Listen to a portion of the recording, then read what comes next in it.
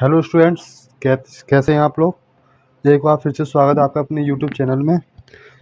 आज हम आपके लिए आपकी साइंस की सेकंड क्लास लेकर के आए हैं और सेकंड क्लास है आपकी ऊतक के ऊपर। ठीक है, तो अगर आप लोगों ने हमारी पहली क्लास देखी है तो उसी से रिलेटेड हमारी सेकंड क्लास रहने वाली है, क्योंकि वही उसी पहली क्लास से काफ़ी सारे जो हमारे कंसेप्ट हैं वो उसमें रिलेटेड होते हैं, क्योंकि यहाँ पर सारी क्लासेस साइंस की एक दूसरे से जुड़ी होती हैं। तो जिस जिस भी स्टूडेंट्स ने हमारी पहली क्लास नहीं देखी है तो वो हमारी पहली क्लास जा कर के देखें। मैंने अपने वीडियो में उसको रेटेड वीडियो में लगा रखा है, तो आप पहले हमारी पहली क्लास देखें। संपूर्ण मात्र 23 मिनट की मतलब आधा घंटे की क्लास है करीब। तो आधा घंटे की क्लास में मैंने उसे पूरा से अच्छे से समझाया हुआ है। उसके बाद हम नेक्स्ट अपनी क्लास जो हमने बताई हुई है ये ऊतक, फिर हम ऊतक की क्लास लीजिएगा। तो क्योंकि आपका जो रेलवे एग्ज़ाम है वो मेनली आपके 3 चैप्टर्स पे ही डिपेंड है, क्योंकि ये 3 चैप्टर ऐसे हैं इससे बहुत अच्छे क्वेश्चन पूछे जाते हैं। पहला कोशिका, दूसरा ऊतक, तीसरा पाचन तंत्र। ठीक है, तो आपका ये चैप्टर बहुत बहुत खास होने वाले हैं।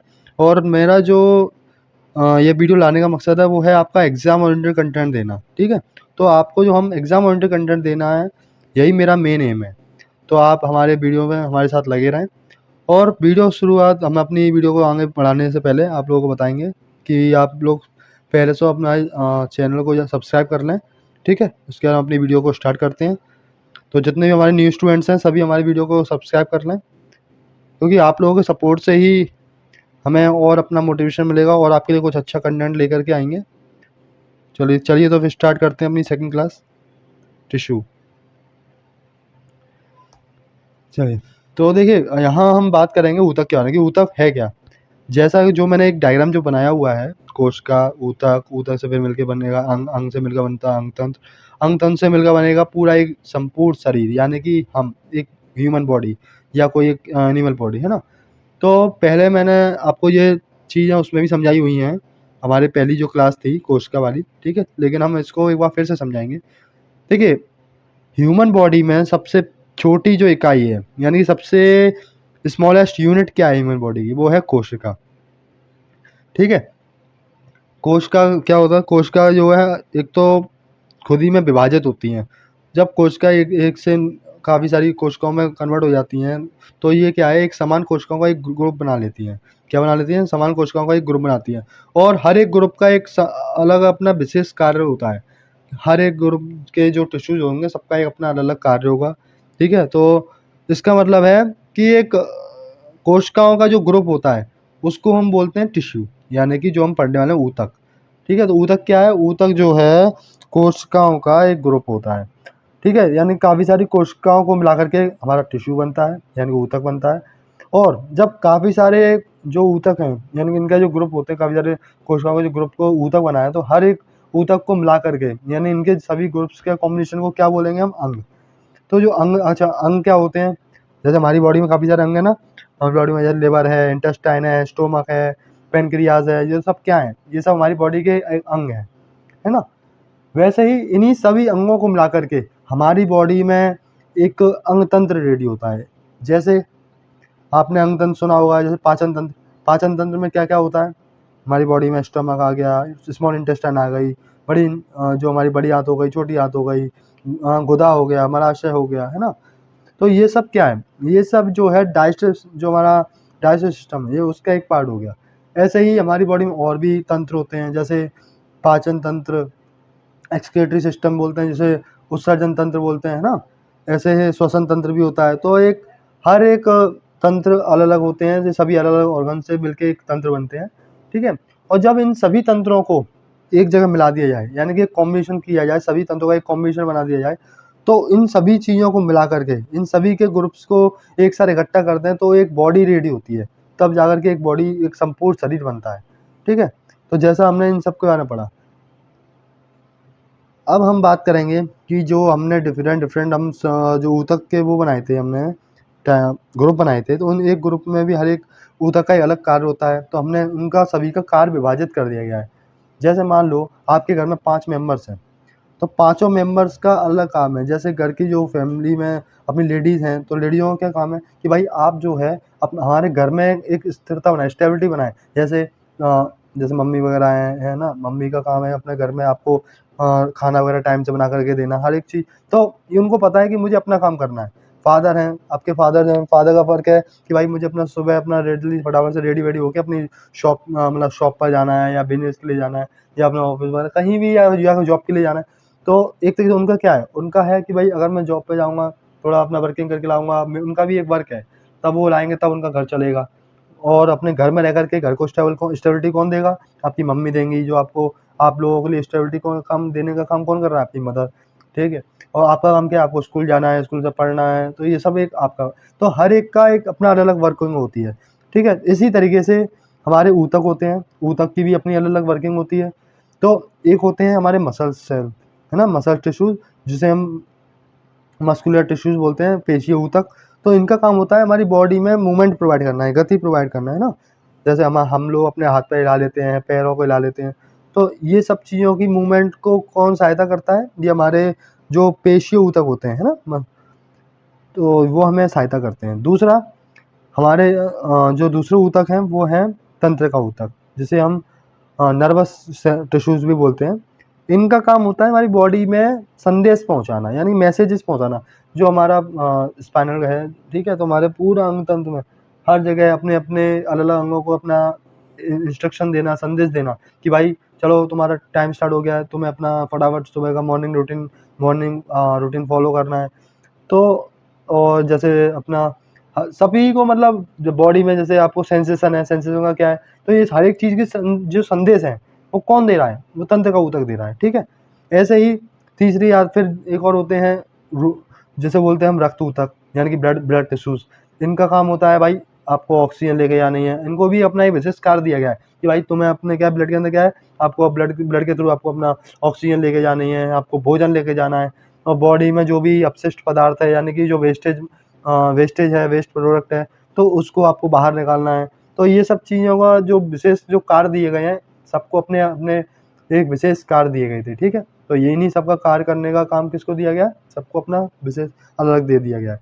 हाँ, हर एक ऊतक अपना-अपना कार्य कर रहा है, तब जाकर के हमारी बॉडी एक स्टेबिलिटी रूल फ़ॉलो करती है, ठीक है? चलिए, तो नेक्स्ट हम उसके बाद हम आगे बढ़ते हैं। नेक्स्ट है, ये एनसीईआरटी क्वेश्चन था कि बहुकोषीय जीवों में ऊतकों की क्या उपयोगिता होती है, ठीक है? बहुकोषीय ऊतक जीव पढ़े होंगे आपने, बहुकोषीय जीव कौन से होते हैं? एक होते थे एक कोषीय, एक होते थे बहुकोषीय। एक कोषीय जो एक सेल से बनते हैं, बहुकोषीय जो एक से ज़्यादा अधिक सेलों से बने होते हैं। अच्छा, एक कोषीय का एग्ज़ाम्पल आपने पढ़ा ही था, जैसे हमने बताया था अमीबा है, पैरामीशियम है, तो ये सब एक कोषीय वाले थे। बहुकोषीय में आ जाते हैं हमारे एनिमल, जीव-जंतु वगैरह, है ना? तो ये सब हमारे बहुकोषीय में आते हैं। तो हम बात करते हैं, अभी हमने जैसे बात की थी कार्य विभाजन की। कार्य विभाजन आपने बहुत अच्छे से पढ़ा। मैंने अभी आपको समझाया कि हर एक जो उतने भी ऊतक हैं, सभी का अपना-अपना एक अलग-अलग कार्य बाँटा गया है, विशेष कार्य दिया गया है कि भाई मांसपेशी ऊतक जो हैं, उनका कार्य है अपनी बॉडी को गति प्रोवाइड करना, मूवमेंट प्रोवाइड करना, यानी कि हाथों को हिलाना-विलाना सब किसकी वजह से होता है ये?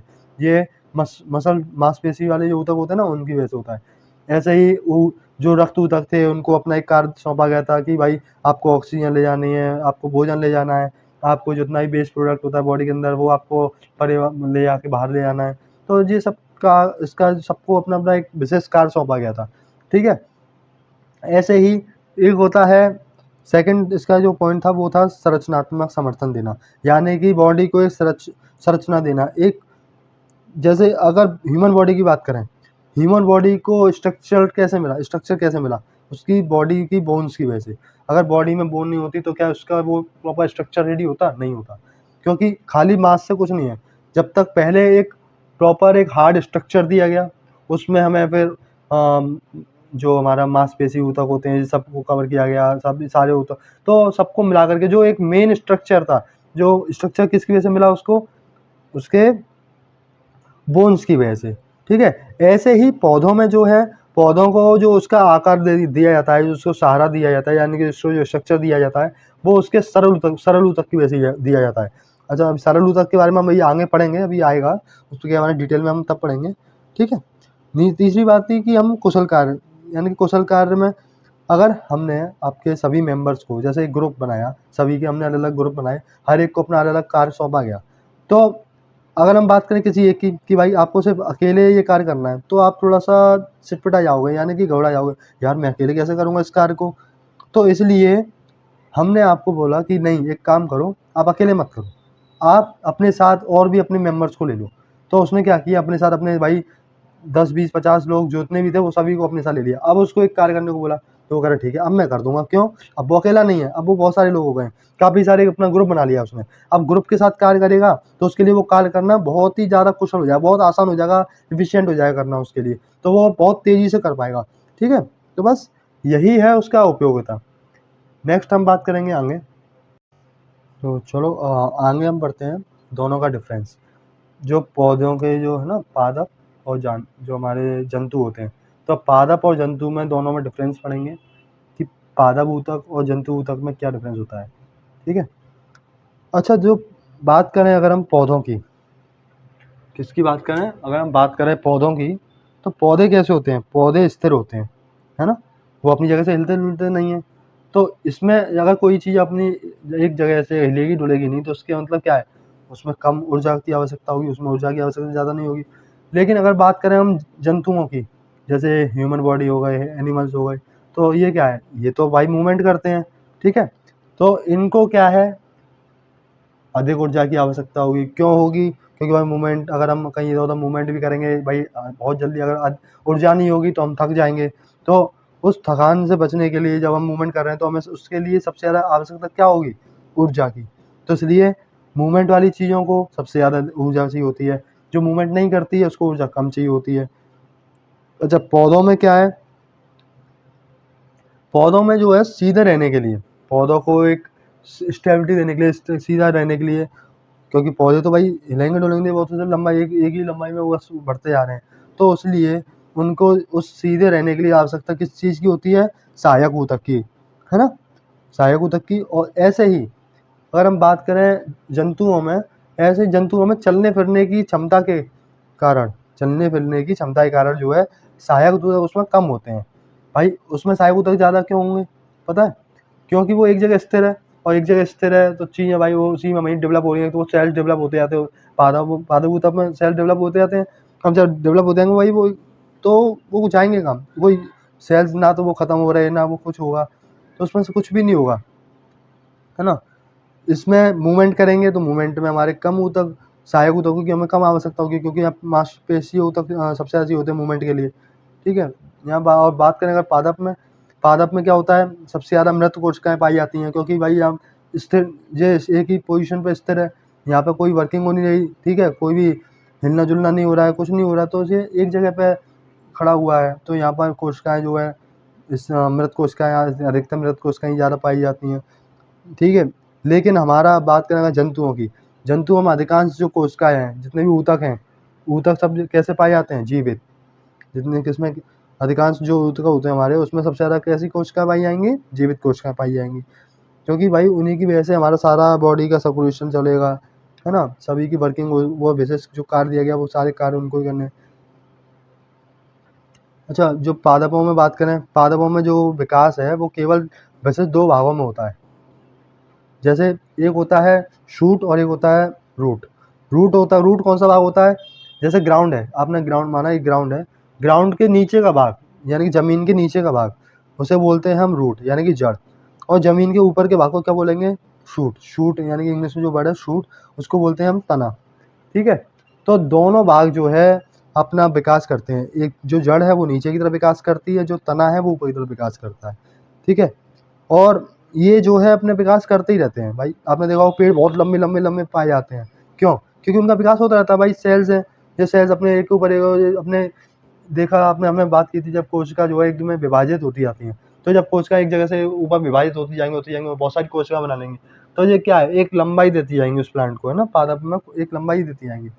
लेकिन बात करें हम जंतुओं में, जंतुओं में क्या होता है, विकास तो होता है लेकिन एक यूनिफॉर्म होता है, यानी कि समान विकास होगा सबका। क्योंकि इसमें क्या होता है भाई, एक जैसे ही एक मैच्योर पोजीशन आ जाती है, मैच्योर स्टेज आ जाती है, मैच्योर स्टेज पे आने के बाद फिर बॉडी का विकास थम जाता है।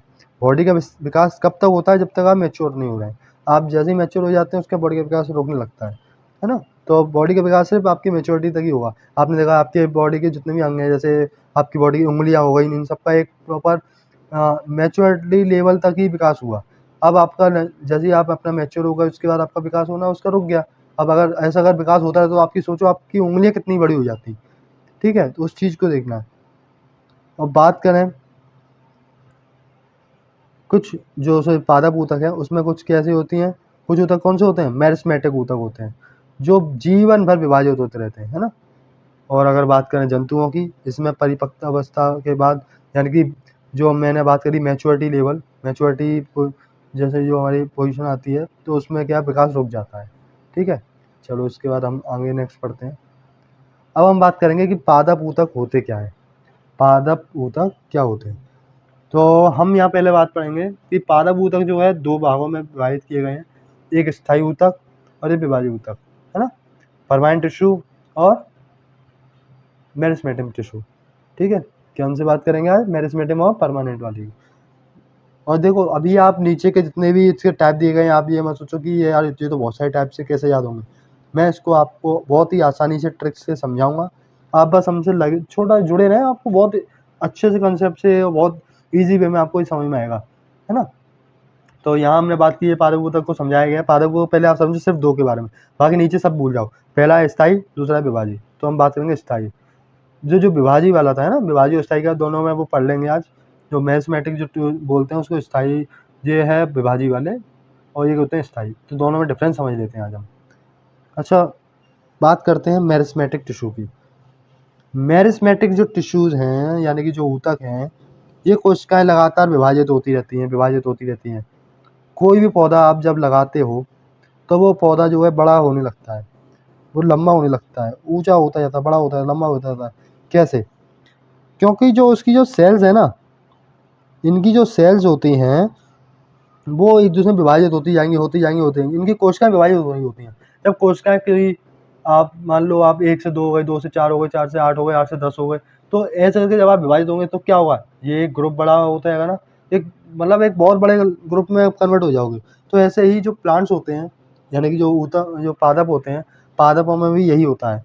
तो पादपों में क्या होता है, पादप अपने जो उनकी कोशिकाएं विभाजित होती जाती हैं और इनको एक ऊंचाई यानी कि जो लेंथ बोलते हैं, है ना, लंबाई को, वो लंबाई उसको प्रदान करती हैं। तो लंबा ये इसलिए पादप लंबे इसी वजह से हो जाते हैं। लेकिन बात करें अगर हम स्थायी ऊतक में, क्या होता है, इसमें कोशिकाएं विभाजित नहीं होती हैं, इसलिए इनको ज़्यादा बड़ी वो नहीं मिलती है, लंबाई नहीं मिलती है। ठीक है, बात करें अगर हम मेरिस्टेमेटिक टिश्यू की, कोशिकाएं का आकार जो है बहुत छोटा होता है। क्यों? क्योंकि ये तो भाई इनको बड़े होने का टाइम ही नहीं मिलता ना। ये कोशिकाएं एक के बाद एक में टूटती रहती हैं। पहले एक कोशिका एक वो दूसरे में टूट गई, दूसरे तीसरे में टूट गई, 2 4 में टूट गई, 4 8 में टूट गई। तो ये क्या है, उनको बड़े होने का टाइम नहीं है भाई इनके पास। इन्हें तो बस ये मान लो बस जैसे ही पैदा हुई तुरंत दूसरे में तुरंत टूट जाओ, और बनाओ। तो ये क्या है, बस बनाते हैं, अपने बहुत सारी कोशिकाओं को बनाना है, इसलिए ये छोटी ही होती हैं। और कैसी होती हैं, एक समान होती हैं। क्यों? क्योंकि बड़ी तो कोई होगी नहीं, ये तो एक जैसी रहेंगी भाई, एक जैसी बस अपने जैसी ही खुद बनी तुरंत दूसरी बना ली। तो ये एक से टूट के दूर में बनती रहती है एक ही समान, और आकार इनका छोटा ही रहेगा। लेकिन बात करें हम स्थायी में, इनका आकार जो है बड़ा होता है। इनका कोई आकार भी स्थिर नहीं होता है, कोई बड़ा कोई छोटा, कोई बड़ा कोई छोटा, ऐसा कोई सा भी हो सकता है। ठीक है, तो तीसरी चीज़ बात करें हम वैक्यूल। मेरिस्टेमेटिक जो ऊतक होते हैं इसमें क्या है, वैक्यूल उसमें उपस्थित नहीं होते हैं। क्यों? वैक्यूल का काम क्या होता है, खाना ले जाना। भाई इनके पास टाइम ही नहीं है, समझ लो। ये तो भाई ये इनका टाइम, इनका क्या मेन है, बस वो अपने आप में विभाजित होते जाओ। तो भाई इनके पास ऐसा कोई वो ही नहीं है कि कहाँ ये अपना कहाँ स्थिर अपने फूड, क्योंकि वैक्यूल का काम क्या होता है, खाने को स्टोर करना। लेकिन ये खाने को स्टोर कब करेंगे, इनके पास टाइम ही नहीं है, खाने को स्टोर करेंगे नहीं। लेकिन बात करें हमारे जंतु ऊतक स्थायी ऊतक की, तो स्थायी ऊतक में क्या होता है भाई, हमारी बॉडी की तो उसकी आवश्यकता नहीं पड़ेगी खाने की। तो जीवित जो कोशिकाएं हैं इनके क्या है, बड़े बड़े वैक्यूल उपस्थित होते हैं। कैसे बड़े बड़े वैक्यूल होते हैं, तभी तो खाना स्टोर करेंगे। तो बड़े बड़े वैक्यूल्स होंगे तो खाना स्टोर कर पाएंगे। इसमें मेरिस्टेमेटिक ऊतक की बात करें तो इसमें जो है अंतःकोशीय स्थान जो है समानांतर अनुपस्थित होते हैं। क्यों? क्योंकि जब ये टिश्यूज एक के ऊपर एक बार एक जो टूटते जाने हैं, वो बहुत सारे टिश्यू बनाते जाने हैं, जब एक बहुत ज़्यादा भीड़ इकट्ठी हो जाती है, क्या भीड़ में आपको थोड़ी सी भी जगह दिखती है? नहीं दिखती ना। तो बस इसलिए आप समझो कि इसमें जो अंतःकोशीय स्थान है, यानी कि इंटरसेलुलर जो स्पेस है, वो बिल्कुल क्या होता है? निल होता है, जीरो होता है, अनुपस्थित होता है। लेकिन स्थायी ऊतक की बात करें, स्थायी ऊतक में उपस्थित होता है, क्योंकि इसमें तो भाई सब कुछ है, आराम से विभाजित होगा, चीज़ें बढ़ेंगी, इनको फूड भी स्टोर करना है, तो वो फूड अंदर तक पहुँचाने के लिए एक स्पेस चाहिए होगा, तो इसलिए इनमें जो अंतःकोशीय स्थान है वो उपस्थित होते हैं ना। तीसरी हम बात करें, इसकी कोशिका भित्ति वो पतली होती है, मेरिस्टेमेटिक की। मेरिस्टेमेटिक जो ऊतक हैं, इनकी कोशिका भित्ति पतली होती है, तभी तो ये अंदर अपना कोई भी फूड अगर इन्हें ज़रूरत होगी तो ले लेंगे। और जो स्थायी ऊतक होते हैं, इनकी जो कोशिका भित्ति है, कहीं पतली, कहीं मोटी, कहीं पतली, कहीं मोटी, कैसी भी हो सकती है, क्योंकि ये अलग-अलग जगहों पर अलग होता है भाई। इनका बहुत अच्छा रोल है